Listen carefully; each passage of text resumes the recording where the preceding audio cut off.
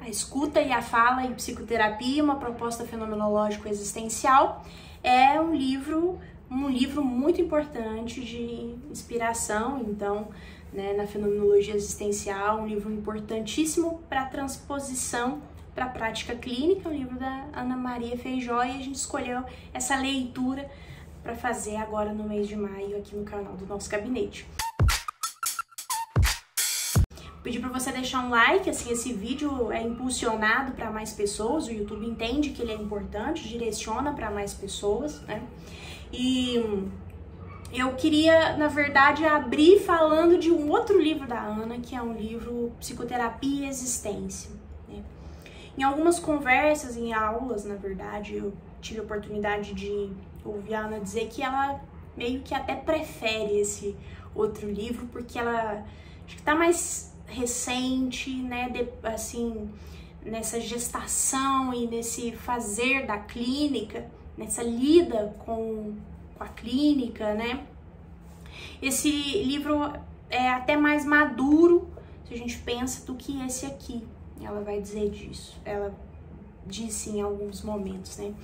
Então, uma pessoa conversando ontem em supervisão também estava me falando, né, o quanto que esse livro é massa, o Psicoterapia em Existência, porque ela vai contando pra gente como que o mundo foi se articulando de um modo a separar sempre as coisas em polaridades, né?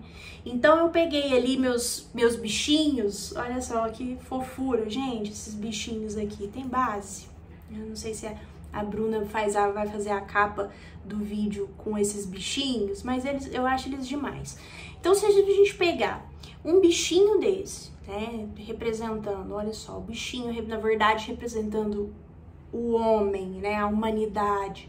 Se a gente pega esse bichinho e ele vai contar dessa caneta. Então, olha só, se a gente coloca isso desse modo, então parece que a gente tem duas coisas, né? Parece que uma coisa existe independentemente da outra. Então há uma polaridade em que esse bichinho vai contar sobre isso aqui de um modo separado, né? Quando você vê o nascimento da fenomenologia e o nascimento da fenomenologia como possibilidade de conhecer, é também uma possibilidade de conhecer, porque é uma possibilidade de descrever ali, então, experiências, de acessar experiências, né? E você tá implicando essas duas coisas juntas. É como se a gente dissesse que isso se mistura, né? E se mistura mesmo, se mistura mesmo. Se a gente pegar uma teoria explicativa, ou como a própria Ana vai, em alguns momentos também, eu já vi ela explicando isso. Se eu pego, por exemplo, um rio e retiro a água do rio para contar desse rio, eu tô perdendo fluxo, eu tô deixando de acompanhar o fluxo, né? Eu posso então contar desse rio dizendo a fórmula da água é H2O, né? Tô recortando, eu tirei uma foto da Larissa tirando uma foto, ou seja, uma metafotografia, e era de um rio que a gente foi passear lá em Gonçalves, no sul de Minas, até não sei se tem gente aqui dessa região, uma região muito querida, né, para Minas Gerais, muito linda. Então, eu tirei essa foto, né, a foto a foto dela capturando o movimento do rio. Então veja que aí eu tenho elementos que se perdem, aí eu tenho elementos que não contam tudo, né? E claro, em muitos momentos eu vou ter que invocar o conceito, eu vou ter que invocar o dicionário, eu vou ter que invocar uma definição para as coisas, e nisso tem perdas. Então o que a fenomenologia faz, na verdade, não é invalidar um conhecimento que se dá pela via da racionalidade, ou da explicação, ou causa e efeito. O que a fenomenologia existencial faz é poder dizer, olha, tem um homem que está implicado nisso, no processo de conhecer. E se a gente vai caminhando e pega, por exemplo, Heidegger, né? Ele vai levar isso até nas últimas consequências, assim, para usar uma expressão que eu já vi o Casanova usar, né? Então ele leva isso na ideia de Dasein muito mais talhado ali, muito mais discutido até, né? Então, quando a gente vai fazer uma crítica, por exemplo, ao uso dos manuais ou ao uso excessivo das técnicas, a gente está dizendo, você deixa de ver a relação clínica.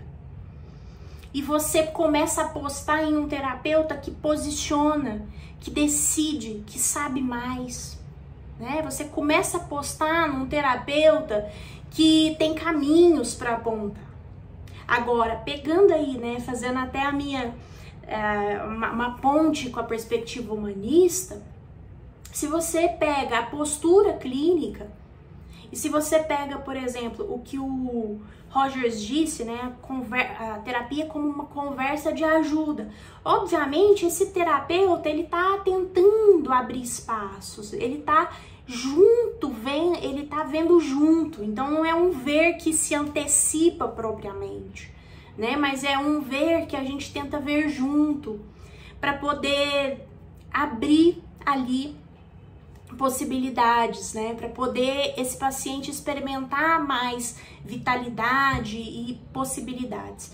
Uma supervisão também que eu tava dando eu já falei nesse vídeo aqui umas 3 vezes a palavra supervisão, né? Dando na sexta-feira do meu grupo de estudos, e uma moça discutindo, né, a respeito de uma decisão do paciente e sobre separar ou não separar, né? Então a gente pensando isso. E se a gente vacilar, você vai decidir por ele. Porque é fácil entrar na lógica da oposição. É fácil entrar na lógica da separação. É fácil entrar... E aí aqui a palavra também se confundiu, separação, decidindo sobre a separação, né?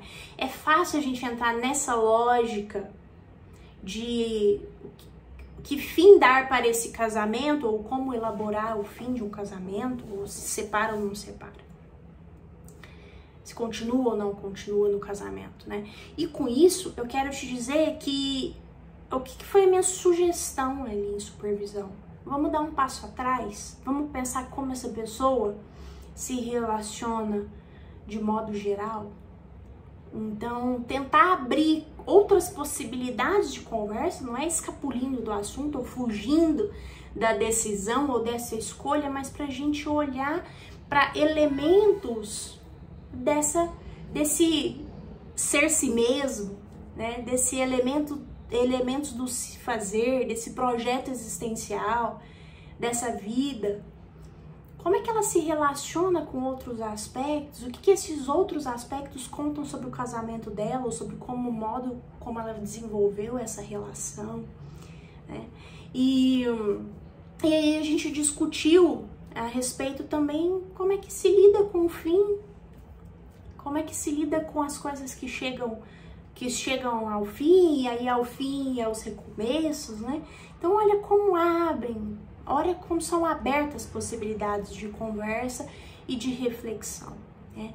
Então, eu queria fazer essa convocação mesmo, para que a gente pudesse pensar, né, numa clínica que foge, se for difícil, para a gente sair de uma lógica de dicotomização, como então às vezes eu vejo até a professora Feijó, né, empenhando tanto nessa não dicotomização, bancando tanto isso, mas se for difícil a gente sair do ponto de vista assim epistemológico, do ponto de vista dessa conversa, mas que a gente possa aproveitar essa presença relacional, que a gente possa nessa nossa vivência clínica, né, dar um passinho atrás para poder olhar melhor, para poder enxergar melhor, independentemente aí da sua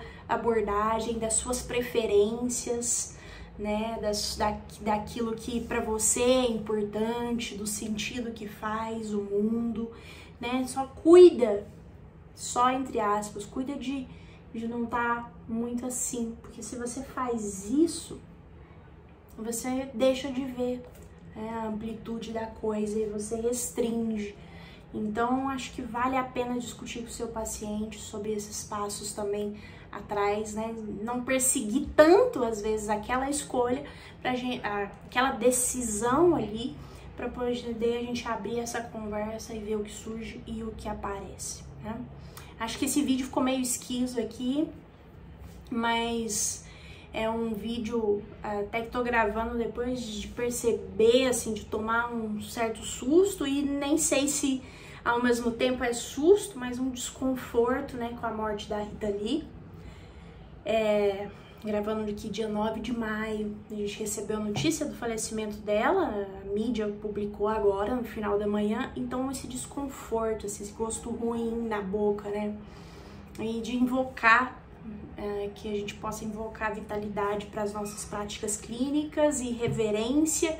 E essa reverência não é irresponsabilidade, né? Mas é possibilidade de experimentação, assim. Eu brinquei que tem terapeutas que invocam os manuais, aí tem umas que invocam os colares coloridos.